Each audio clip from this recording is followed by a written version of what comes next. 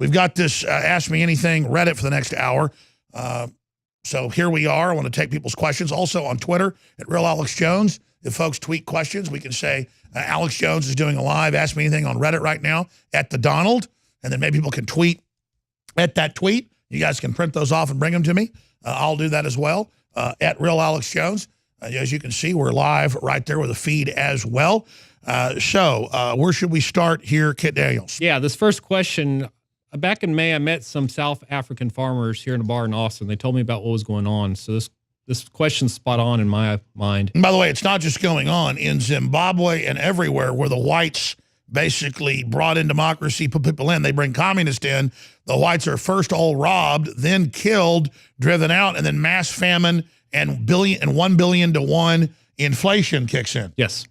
Yes, and here's the question. It's, what are your thoughts on the ongoing genocide in South Africa right now, Alex? It's being ignored by the world. It is mentioned. It's always played off as an attack on farmers and nothing to do with race. But the government openly sings songs about killing white South Africans, and the white population continues to drop.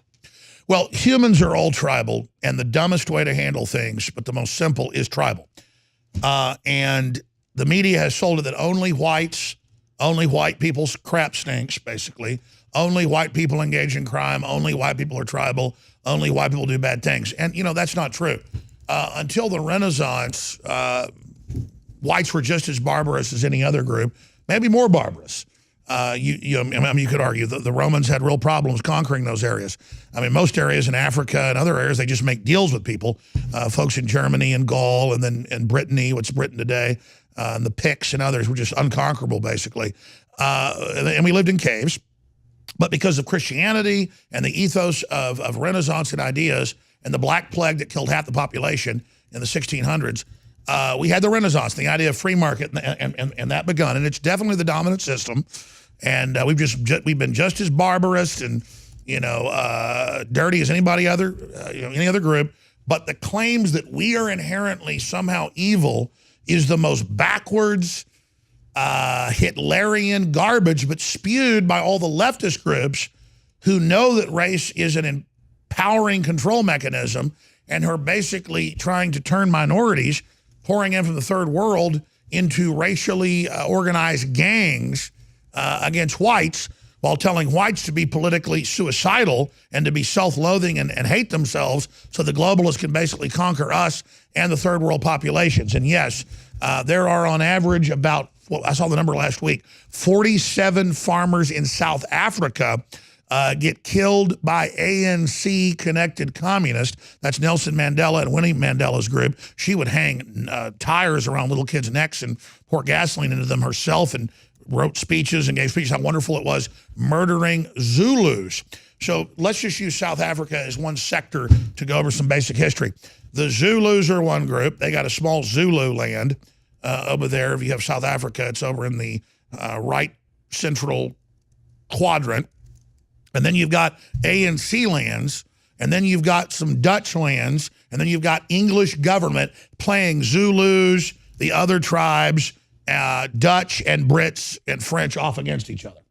Again, tribalism. The British Empire uses tribalism to control groups, just like the left and WikiLeaks show they're doing it too. And it's not Brits doing it today, but it's the British great game, divide and conquer, balkanization model that the textbooks are written on in statecraft and control, like Tragedy and Hope, that everybody should probably read. Written for the CIA, classified, leaked in the 70s, but now available, if you want to understand this master plan. And so it wasn't that the Brits were good or that the Dutch were good or that the ANC was good or that the Zulu were good. They were all just people that had the land they were on, that had been there for a long time, especially the Africans, obviously, been there forever. And but the ANC, a coalition of tribes, hated the Zulus even more than they hated the whites, because the Zulus had actually been the original group and were dominant. But they got pushed back because they weren't really political. They were just hunting and fighting-wise more dominant. So they got pushed into Zulu land. And again, if South Africans are watching, they do a better history than I'm doing. I'm giving you a snapshot. So basically, going back about 400 years ago, white Dutch showed up as tradesmen, not as military conquerors. They carved out the area, and then boom, the British show up, kind of take over politically. And then they had the Boer War that Churchill was a big part of running. and wrote propaganda pieces for. And I can see the British perspective, but coming in, taking over for the diamonds and the gold that had then been discovered. Britain didn't want South Africa until they found the biggest gold and diamond deposits the world ever seen. I better hurry up in the history lesson or we'll run out of time here. And so the truth is, then the Brits went in with sociologists and anthropologists and started turning all the groups against each other and would work with all these different tribes to then try to go after the Dutch.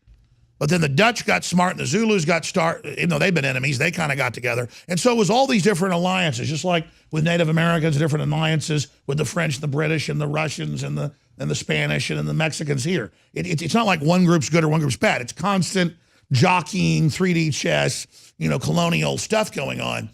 And then since they kicked out the cleric and since they had apartheid over, the murder rate's gone up several thousand% for blacks as well. The economy's imploded. The communists took over, looted the infrastructure. It's all imploded. The globalists have come in like any other African country and lowered wages and exploited everyone. So it wasn't that apartheid was good. They replaced it with something even more scientifically evil and corrupt. And again, Mandela had been a communist who'd fought. He was spent decades in prison, came out as a pro-globalist. And then today the ANC goes around, now that they run the whole country, murdering whites, murdering Zulus, and just slowly but surely taking all the farmland of any Africans or any whites that actually have been there for hundreds of years and are producing, because communists like Venezuela just take what you got. If Venezuela, it's brown taking it from brown. If it's Africa, it's all different groups screwing each other over.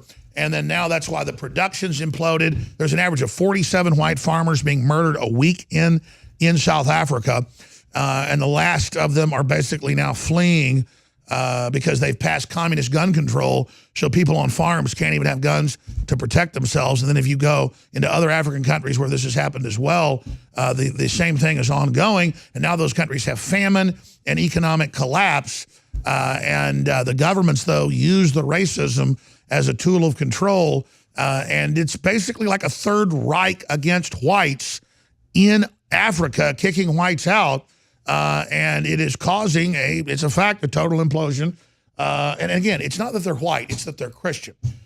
Because if you look at what happened in Rwanda, you had a 250-year, roughly, since they got turned into Christians, converted by Christians in Rwanda. They were less than 10% of the population, the Christian group, and then the UN funded a takeover.